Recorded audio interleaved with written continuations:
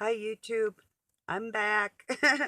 I just shared a old cartoon intro to Facebook called Sabra Fare. Well, it was no Klondike Cat with a K, both K's. And Sabra Fare spelt sounds like, well, it looks like Savior Fair is a little rat um or mouse.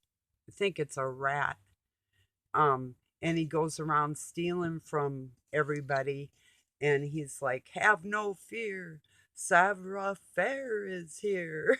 Little French dude, um, like kind of funny because it's like French Canadian, Klondike Cat, and so when I was like 5 years old, that was it just stuck in my mind. So, and I was thinking that like that attitude this morning because I don't fear these jerks. It's just people need to know that we're all feeling the same way and you're not alone out there. That none of us want to be pushed around by these pushy people, you know, trying to make it legal so little children have a voice without their parents' involvement, where the state has more involvement in your child's life than you do. That is the most terrifying thing to any parent to ever think could happen. And that's why I'm not stopping. I will not. I refuse. I don't have little children, but a lot of people do, you know? And it's their future and what they want to destroy and control, you know? I'm so serious when somebody that can invent a generated electric motor that needs no other existence besides being propelled once and it'll generate enough electricity for a whole town.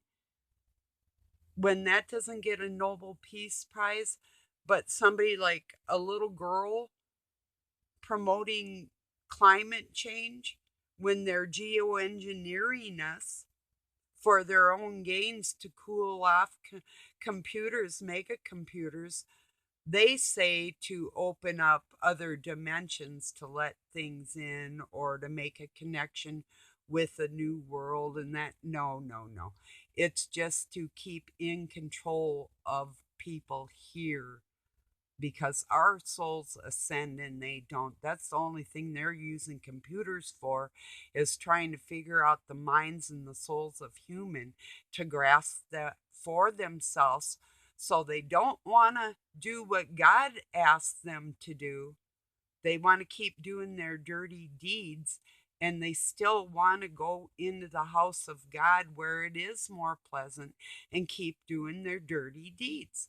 They want to take control of God and his material. That's the ultimate goal. Actually, human beings almost play a lesser part to them in the whole extreme of what the fallen mindset is. Human beings play a very small part in that equation to them. You know, to God, you're one tiny little you or me means more to him than the whole bunch of them put together. And that's a fact. Humans are above any angel in their creation. We're like God. They are not. They separated themselves from him intentionally to destroy us, the thing that God loves, his very own family. So we are his. They are not. And they want us dead because of it. They want to control everything that he is and still remain alive somehow. That's their only goal. They pretend that Satan's going to come or monsters are going to come. No, the monsters are already here. Can't you see this chaos? This is not a normal way to live in any galaxy. you know?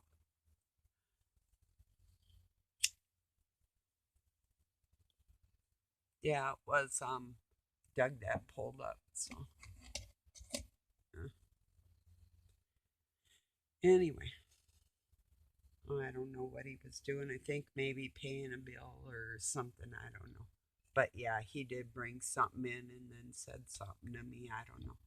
Asked if I needed anything from Tom. I'm like, yeah, I do, but I'm not gonna ask nobody to do nothing for me until I can do things for myself. So I'll go without whatever it is. I'll make it because I just cannot stand the feeling of being in partnership with somebody that's yucky. Can't stand it. It's gross. That's why I'm not a Mrs. Nothing. I'm a nothing nothing. I don't fucking care. It's like say what you will, call me what you will. I tried to be faithful, loving, and honest in was failed in that area too many times. It wasn't that I made bad choices. I mean, marrying like a cop or a young Christian man or somebody with a business. These weren't like bad retarded decisions I was making. These were men that decided to be greedy and stinky in their life, you know. Oh, and I made some other comment that I know one of my Facebook friends, a guy, might have took offense to working in treatment center with stanky guys. Yeah, when you don't take care of yourself and your body suffers, you are kind of dirty. Well, not kind of, you are. And he's like passed around like the three different baths that women will take, like a day or do their hair or no. I take a shower and wash my hair every day. I have to be half dead not to do that. So that's just me, you know. Um so he was wrong on that point too. So anyway, but so if you're watching this, like what more can I say? I watch my babies every day too. Every single day. Kids, children. That's what you do. I might see Dust Bowl days or Depression times or like the 1800s where you had to pack water in and heat it for your entire family to bathe, and still I would have been clean every day anyway, no matter what, you know, been in them no matter what situations. That brings me back to people that have their own water on their land and maybe even what they've done to put it there or keep it there, you know. Um I could see maybe a dumbed down society, maybe not, and we'll pray to God that the children do not fall into any more of their traps. Because looking at it logically, look how nice and clean the air was when they made everybody stay home. Do you remember that 2 weeks to flatten the curve?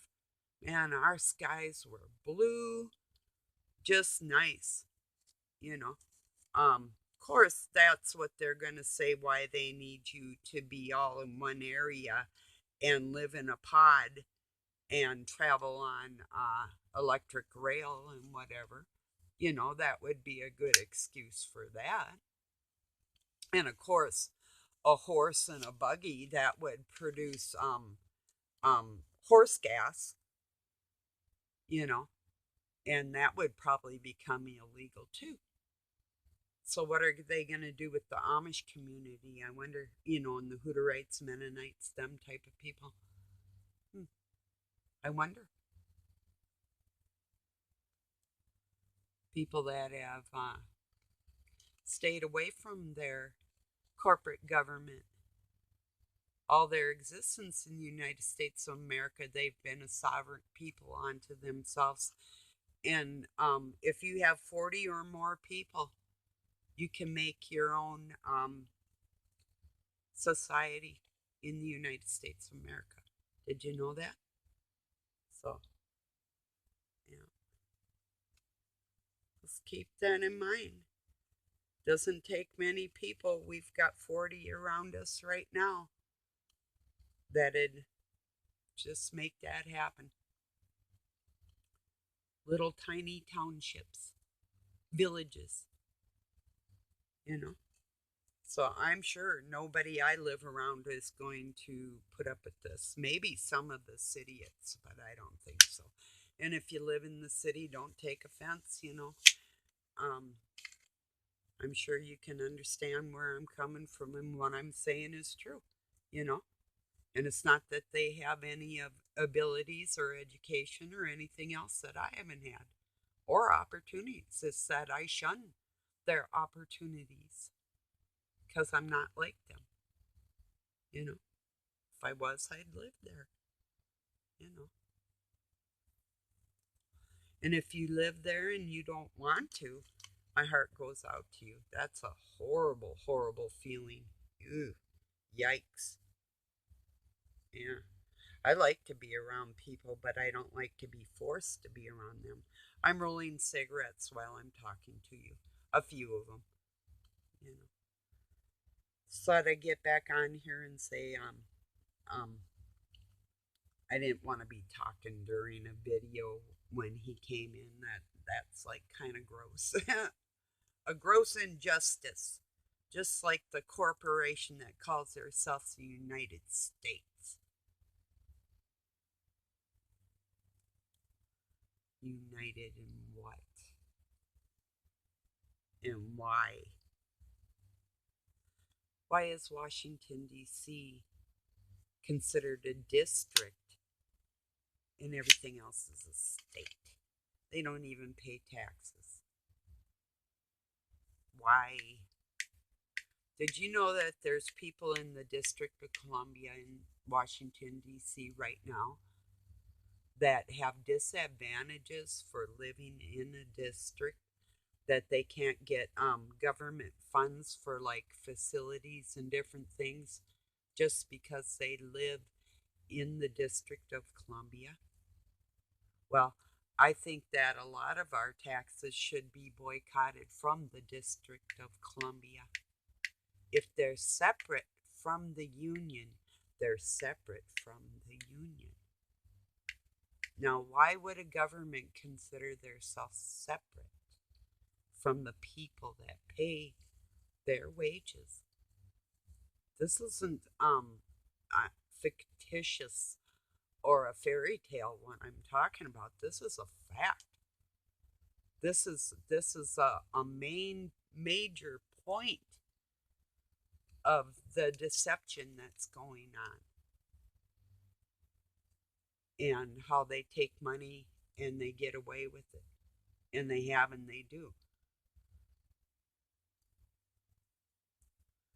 Look up, like, okay, just bolts that went on toilet facilities that were like a 99-cent bolt at our hardware store, that they would charge the government like $30, $40. Look at the list. There's a list online of costs for the United States per item of things that they use, like in the military or the hospitals or within the White House, different things. And the usury along the way, the list of people that are siphoning a dollar here, a dollar there by the millions. Like if there were a million bolts for a tank, that would normally be like $2 a bolt, or metal rivet or whatever they're using. We'll just say $2, and they make a million of these things for like 40 tanks or something. And it didn't cost $2 a bolt, or it was a $2 bolt, and they ended up listing as $5. That would be like $6 million that they profited by just their bookkeeping towards the taxpayers. And there's list upon lists of things like $500 toilet seats, and it's just ludicrous things that people pay for. We're paying for this. They've gotten a lot fancier hiding their funds and what they're doing with them. A lot more creative. But then people that are like detectives, we're a lot more creative too nowadays, because we know how dirty you all are, you know? And that's not a joke either, you know? And it is sad that everything that the truther community has been coming out and saying, or saying that would happen ahead of time. I told people, especially the people of color and in the cities, they're going to want to vaccinate you first because they want you out of the way. They either want you to comply, or they want the masses, the mass majority of the people in the world, to dissipate. That's the way they look at you. You're expendable. I mean, we all know they want to mix AI with human being, but it isn't you they care about. It's themselves. A lot of these people, and we're talking billionaires, millionaires, people, and even upper middle class or lower poor people, you know, or very poor people, they could care less about any of us, you know. But if you're not even on the billionaire scale, that's nothing to them. A millionaire, there's millions and millions of millionaires just in the United States. And really nowadays $1 million doesn't go a very long way anyway. So, you know. Well, I just know personally I can only speak for myself. I don't know how everybody else is feeling, but I won't be pushed around. I've been pushed around all my life, and I'm not getting pushed around. I'm not settling for it. So this is my way of standing up and saying, hell no, we're not doing what you want us to do. I'm doing what God tells me. God tells me to say something about what's going on with the laws they've passed, and the ones that are coming up, they're going to try and pass. And believe me, if you don't care about somebody's private water that eventually gets to where you are, if they're upstream, you're going to have problems downstream. If you don't take care of the people upstream, you're going to have problems down there. And this is a fact. It's the way water flows. They cut them farmers off, and them gardeners and people with livestock out west in the Rocky Mountains. They start cutting them up. Bye-bye world. For their simple pleasures of jumping in a water park or a spa this week, the world will die for it next week. This is what we gotta stop. It's serious. It's so serious. Taking care of our children and this planet for them, because they don't care what they're doing to it today. They don't care. Their time is short. They're trying to destroy everything in their wake. So, yeah, well, I'm going to steal their illusion. I'll be like Savoir Faire. He's everywhere. Have no fear. Savoir Faire is here. Peace, everybody. Have a good night or day wherever you're at. And,